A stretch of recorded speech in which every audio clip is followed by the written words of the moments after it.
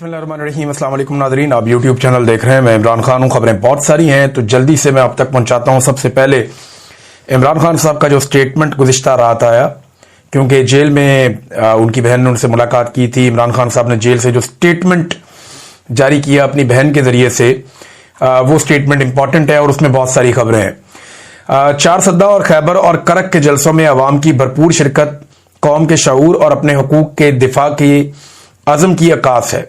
अवामी राब्ता मुहिम को बेहतरीन अंदाज में जारी रखने पर मैं जलसे के तमाम मुंतज़मीन को खराज तहसीन पेश करता हूँ।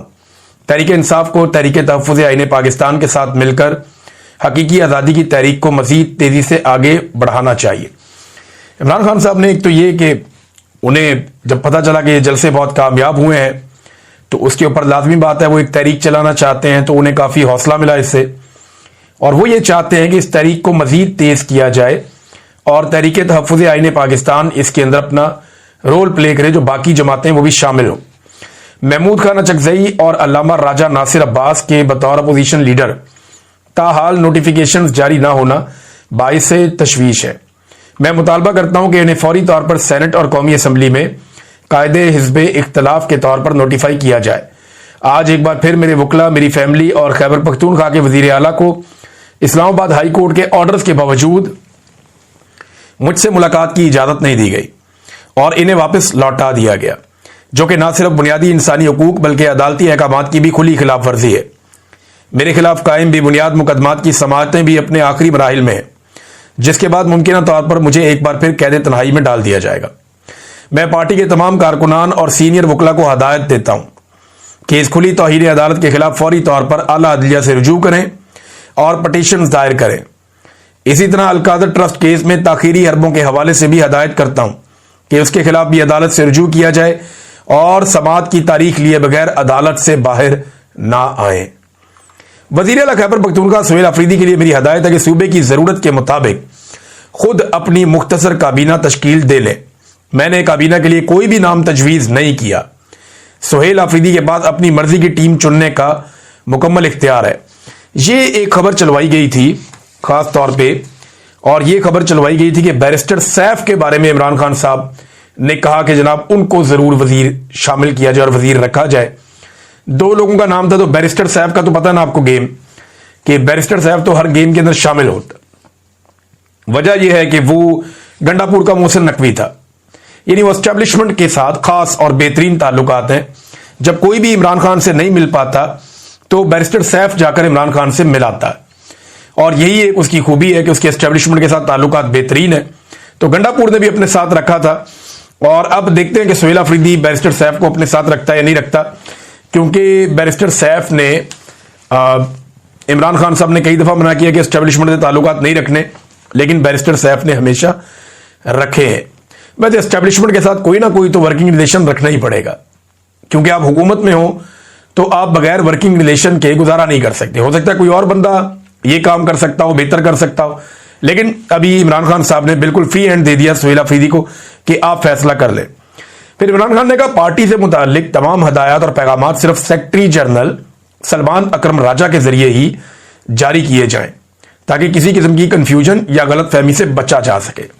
इमरान खान साहब सलमान अकरम राजा साहब पे बहुत भरोसा कर रहे हैं। हालांकि शेर अफजल मरबत बहुत खिलाफ हैं, पार्टी के अंदर और बहुत सारे लोग भी उनके खिलाफ हैं।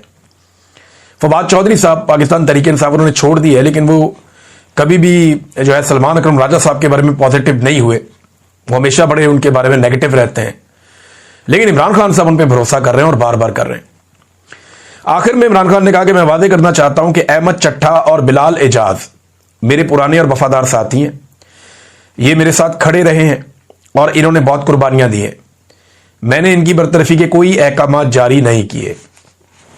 ये इमरान खान साहब ने कहा और ये उनका स्टेटमेंट है। तो वजीर आला को तो मिल गया फ्री हैंड, लेकिन हुआ क्या कि वजीर आला के खिलाफ एक दरखास्त भी दायर कर दी गई इलेक्शन कमीशन ऑफ पाकिस्तान में, और ये जो दरखास्त दायर की गई ये एक मुहिब्बे वतन पाकिस्तानी की जानिब से दायर की गई। जैसे कि होता है हमेशा मुहिब्बे वतन पाकिस्तानी जो है वो आ जाते होते हैं अक्सर, लेकिन फिर बाद में पता चला कि शायद उसने दरखास्त वापस ले ली है और वो ये कह रहे जी मैंने नहीं, मेरी टीम ने कर दी थी।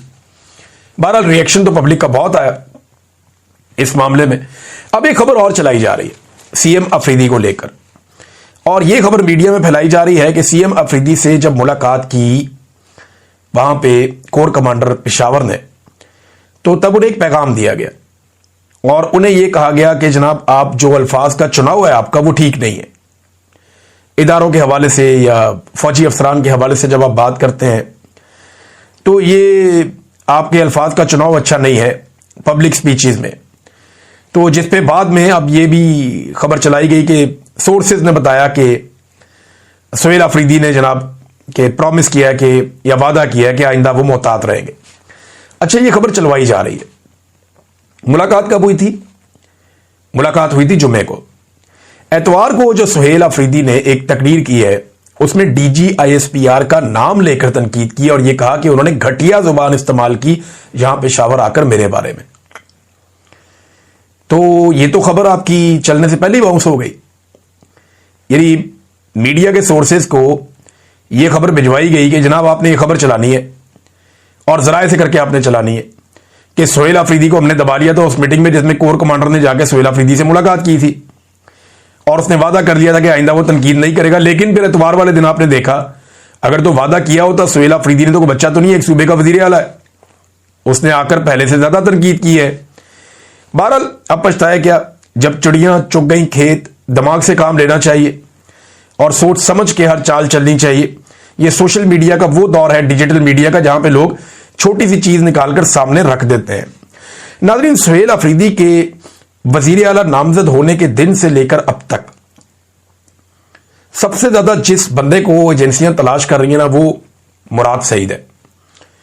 क्योंकि उन्हें इस बात का आइडिया है कि मुराद सईद इमरान खान का वो साथी है जो किसी भी हद तक जाएगा, किसी भी हद तक जाएगा। पॉलिटिकल लोग होते हैं ना, हर एक की एक लिमिट होती है। कोई इस लिमिट तक जाता है, कोई इस लिमिट तक जाता है, कोई इस लिमिट तक जाता है।